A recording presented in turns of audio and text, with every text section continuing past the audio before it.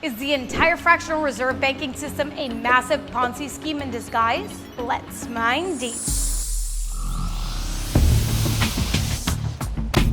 All right, Ponzi scheme 101 for those who missed the whole FTX collapse. A Ponzi scheme is simply a setup where returns are promised to one party, but are only possible with continual investment and funneling of funds from new parties. New investors constantly paying old ones. And it always collapses because the returns are too good to be true. And eventually, the new investors run out or stop showing up. So what about your Bank of America accounts or JP Morgan Chase account? Anything you put into there goes into another scheme called fractional reserve banking. But the whole system of fractional reserve banking, you kind of have in your mind that the money in your bank account is your money and that you're holding it. That they're holding it for you. Right. But that's not right. That's not what's going on. And if you ever actually read like the contract that you sign, that's not what it is. It's more like you're loaning money to the bank and they owe that money to you. But they don't have to give it to you. But so you could walk into the bank tomorrow and your checking, account balance is whatever, say it's $5,000, and you could go, I'd like to take out $2,000, and they can say no. Fractional reserve banking requires banks to hold only a fraction of deposits as reserves while lending out the rest. You see, for every dollar deposited, banks issue on average $9 additional in loans backed by that single dollar. Thus, at any time, there's very little actual money available to return to depositors. As long as everyone doesn't ask for their money simultaneously, it works, with the rest lent out at interest. This practice is called rent-seeking, extracting money without earning it through risk, often from a monopoly or oligopoly position. This describes commercial fractional reserve banking perfectly. With access to nearly free money and no real risk, banks invest broadly, often in non-productive assets like corporate bonds or derivatives, creating perverse market incentives. The Lebanese banking crisis of 2020 illustrates this vulnerability. Lebanon's economic crisis has devalued its currency and is hurting many in this once middle-income country. After the government defaulted on its debt, millions of Lebanese citizens rightfully panicked. Days later, a bank run ensued, leading to capital controls on how much Lebanese citizens could withdraw. As this bank run caused a liquidity crisis, the Lebanese government and central bank printed billions of their own currency to cover the liquidity.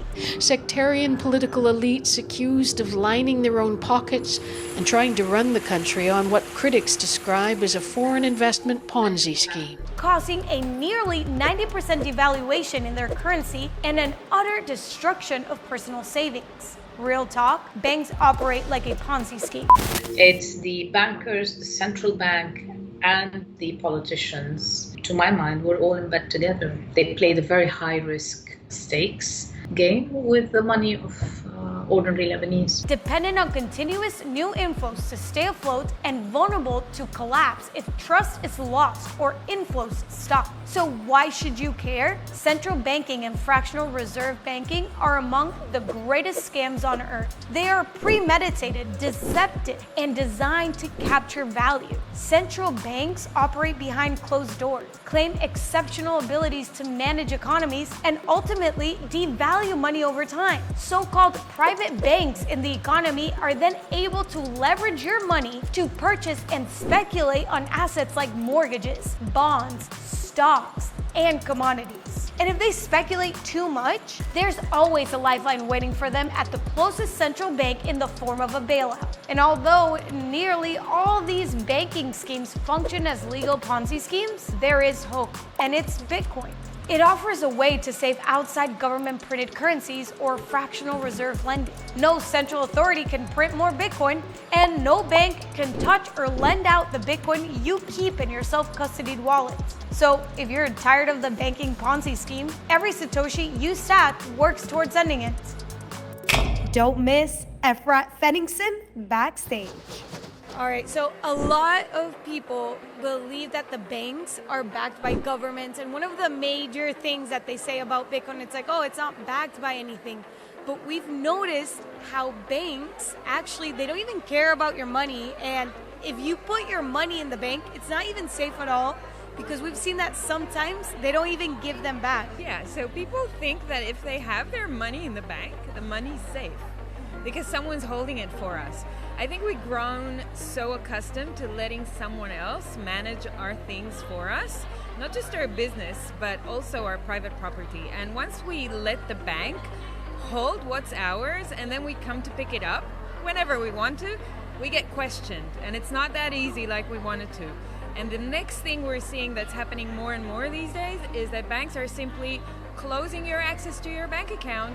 This is happening already in some Western democracies. For example, in Germany, in Israel, they have forbid bank account to some people that have done something that the US government didn't want them to do. So Biden put out an executive order and the bank in Israel had to confiscate the bank accounts of some Israeli citizens. This is crazy. Same thing in Canada. We saw at the Freedom Convoy in 2022 that people were banned access to their bank accounts.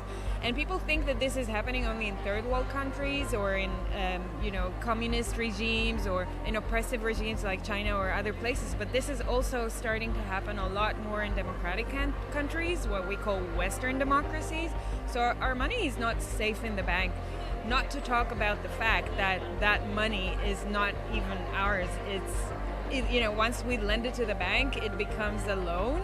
And it's not even ours anymore. And so when we want to get our money back, that fiat is being lent to many other people already. They don't have all the reserves in the bank that they say they have. This is a fractional reserve system, right? They hold just a tiny bit.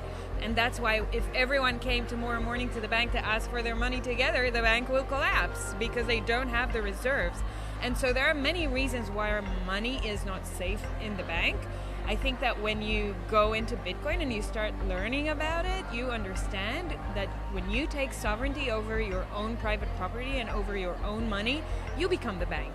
And then people have to, you don't get permission from anyone, and then you decide what you do with your money, when you do, how you do it, how you keep it. And it teaches you to become more responsible, and it teaches you to become more sovereign in your life. And I think that that's an amazing lesson that Bitcoin gives you. Plus, you can actually use your money, which is something nice, right? Do you think there's a barrier, or are people ready to be their own bank, hold the keys to their own coins, hold their own money? I think it's a very tough mind shift to do for people, that they have to now think about actually being responsible for these things that they never had to. They don't even know what money is, like how it works and how the system is working. And so now they also have to manage it. It's a big ask. I get that. And so there is a learning gap that we need to bridge when people are starting to think about putting their wealth into Bitcoin, even not, if not all of it, some of it. And I think that in that sense, and that's the only sense, an ETF is probably good because it's like a baby step into Bitcoin.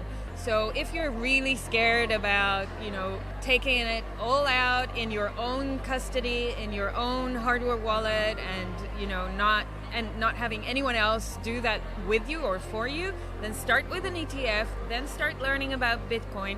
Then when you understand that this is the number one asset in the world, and it's only going up, and that's the best way to preserve your wealth with the best store of value that there is, and you learn about self-custody, then you can start pulling some of your money out from the ETF onto your hardware wallet, because that's the best way of keeping your Bitcoin. So yeah, I think we need to take it in steps. I think that once people understand the power of Bitcoin, they will all end up taking self-custody over it.